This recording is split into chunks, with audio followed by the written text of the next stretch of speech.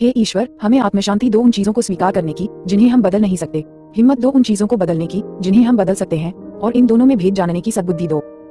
तेरी इच्छा चले प्रभु, हमारी नहीं। सिर्फ आज के दिन अक्टूबर 31। उच्च शक्ति से हमारा संबंध।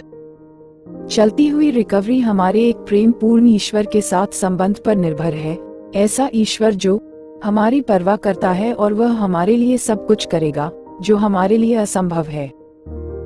बेसिक टेक्स्ट पृष्ठ 89। नार्कोटिक्स एनोनिमस के 12 कदमों पर चलने से हमें जिंदगी में एक नई शुरुआत और संसार में रहने के लिए कुछ निर्देश मिलते हैं, लेकिन एनए के ये कदम केवल एक नई शुरुआत से कहीं बहुत ज्यादा महत्वपूर्ण है। जब हम इन कदमों पर चलने के लिए अपना सर्वोत्तम दांव पर लगा देते हैं, तब हम अपनी उच्च शक्ति से एक निहायत निजी संबंध स्थापित कर लेते हैं।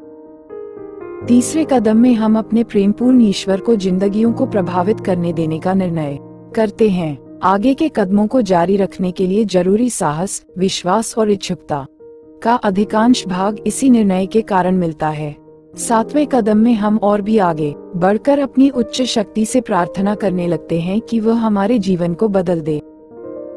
11वां कदम एक ऐसा मार्ग है जो हमें अपने संबंधों को सुधारने का मौका देता है।